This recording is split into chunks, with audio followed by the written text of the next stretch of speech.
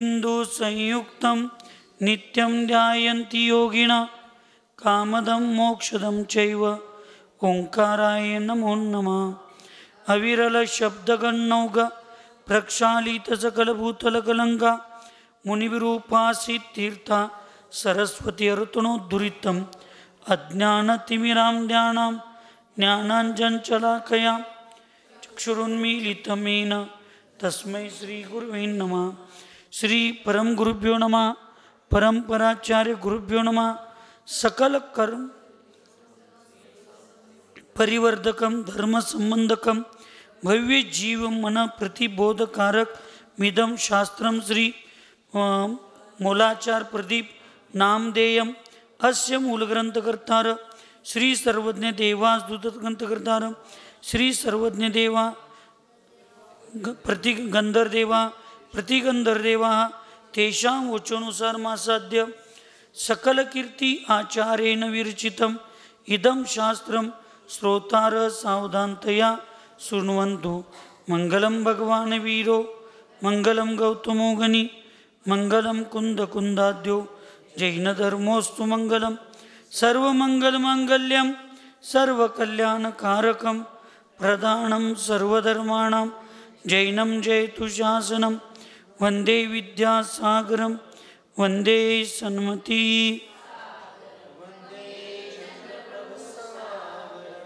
श्रीमन्तं मुक्तिभर्तारं वृषभं वृषनायकं धर्मतीर्थकरं ज्येष्ठं वंदे नंत। ज्ञानाचारफलप्राप्ता नरहत सिद्ध त्रियोगिनां नत्वा वश्रेष्ठदा ज्ञानाचारं विश्वादीपकं पंच परमेष्टि भगवान की अहिंसामय विश्व धर्म की सिद्धांत शास्त्र की चारित्र चक्रवर्ती परम पूज्य आचार्य श्री सकल कीर्ति महामुनि राज की चारित्र चक्रवर्ती प्रथमाचार्य शांति सागर जी महाराज की संत शिरोमणि आचार्य गुरुवर विद्यासागर जी महाराज की परम पूज्य शांत मूर्ति व रत्नाकर आचार्य गुरुवर सन्मति सागर जी महाराज की 3 कम 9 करोड़ महामुनि राजों की आज के आनंद की।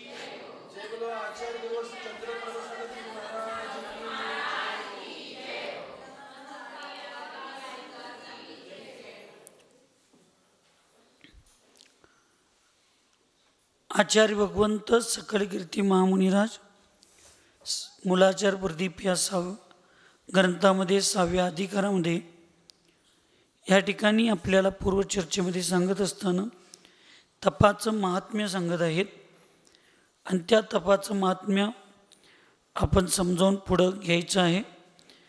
तपस्वी पुरुषांना या तपश्चर्याचं फलस्वरूप 3 लोकांच्या द्वारे पूजनीय असं अहम इंद्रपद म्हणजेच उत्कृष्ट इंद्रपद, चक्रवर्तीपद, बलभद्रपद, लौकांतिक पद, गंधर्व पदाची प्राप्ती होते असं आचार्यांनी सांगितलं।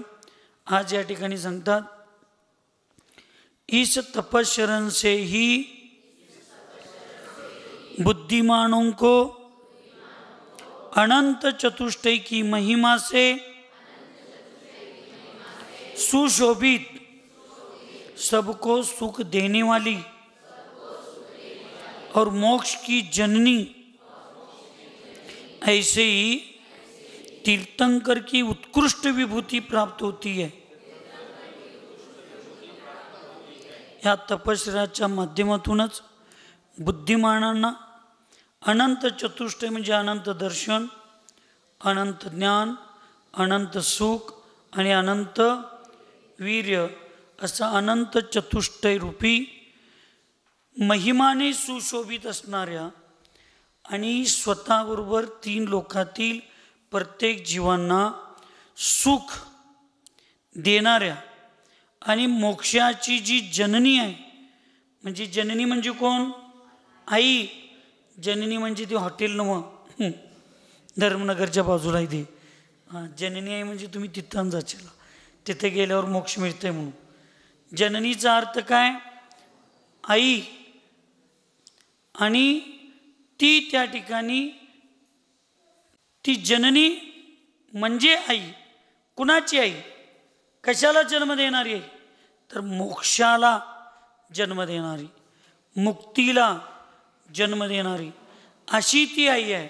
कोण? तप. तप कोण? तप. तीर्थंकर पद हे असं आहे.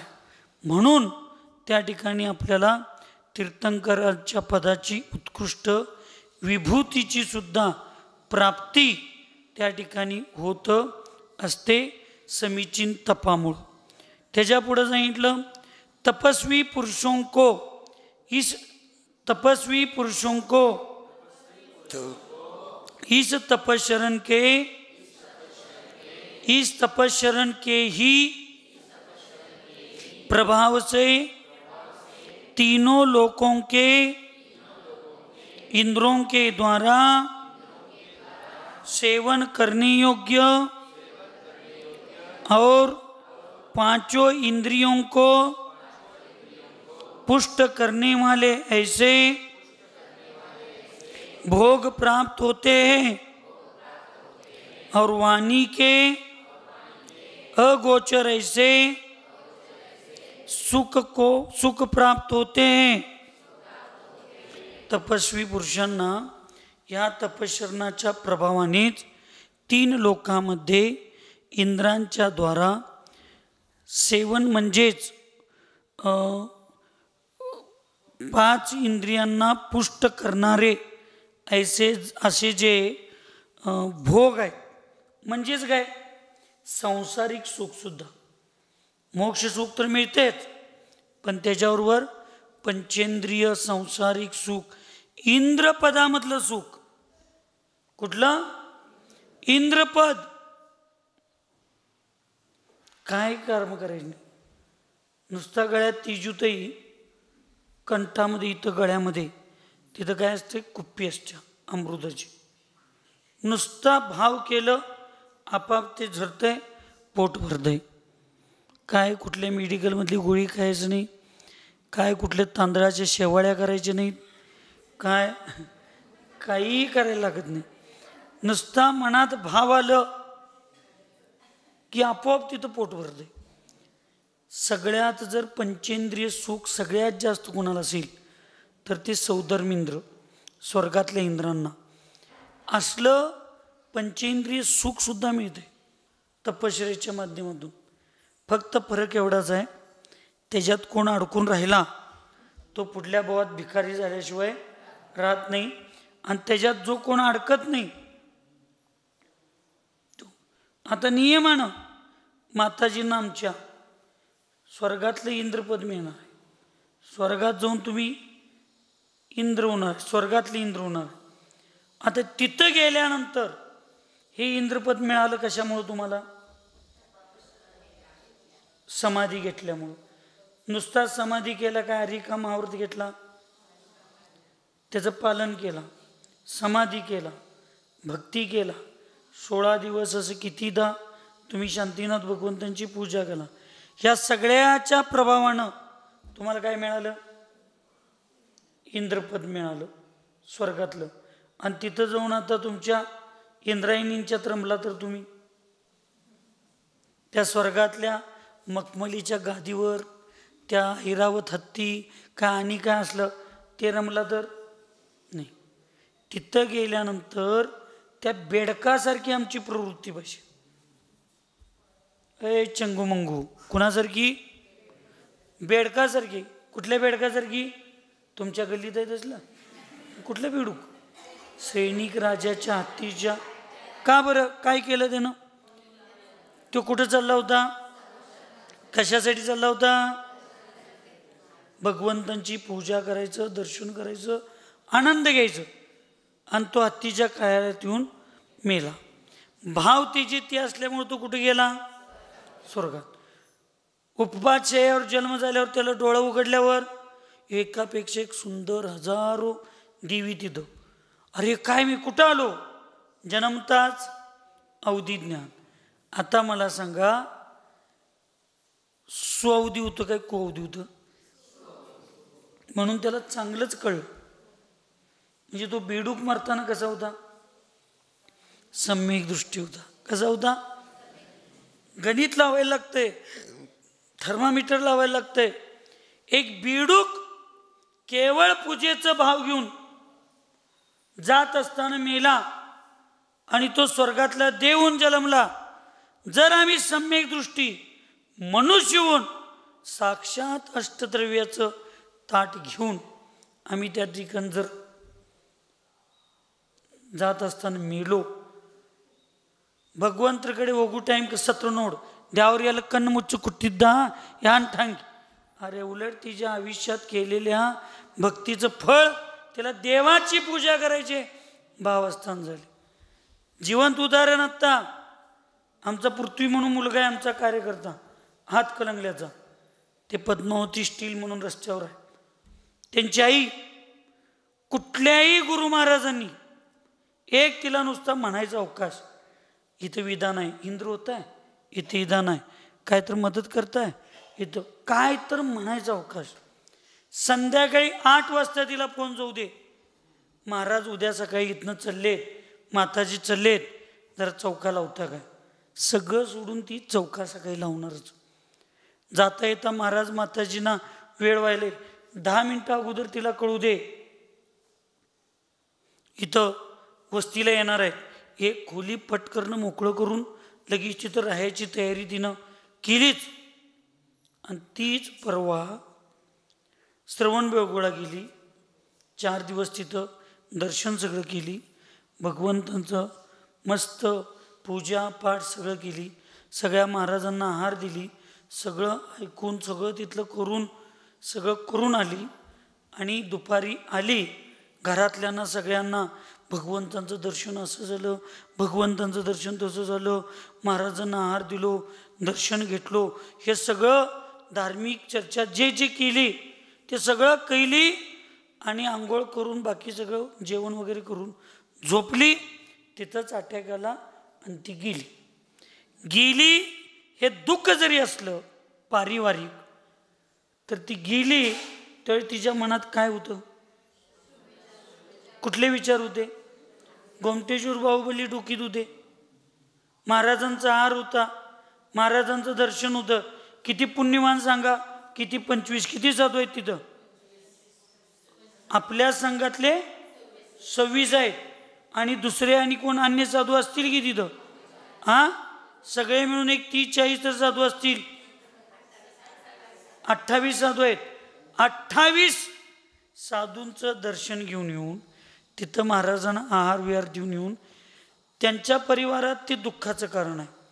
पण तिनं जे आयुष्यभर धर्म केली तिच्या मनात परिणाम कुठले होते सांगा? धर्माचे होते, सेवेचे होते, भक्तीचे होते.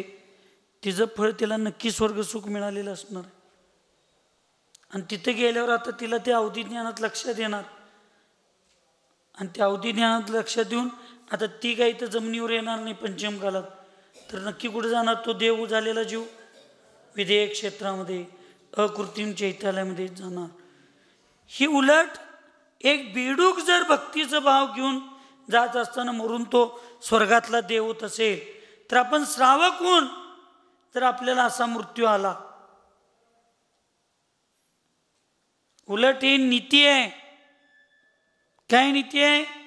खेळाडूचा मृत्यू मैदानावर व्हावा, खेळाडूचा मृत्यू मैदानावर व्हायचा, कलाकाराचा मृत्यू स्टेजवर व्हावा, रंगमंचावर.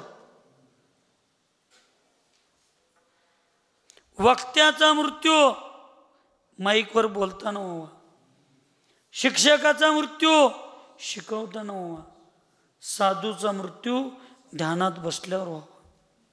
हे नियम आहेत.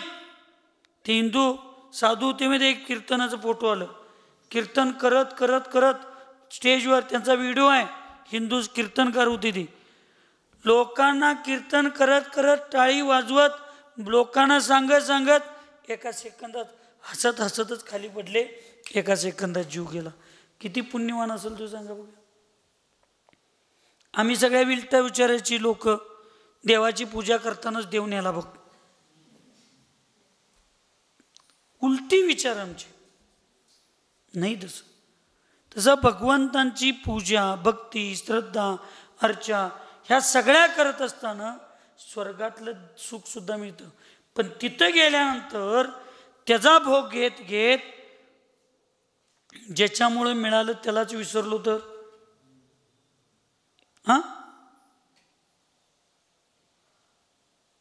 तुमच्या मुलांना तुम्ही म्हटला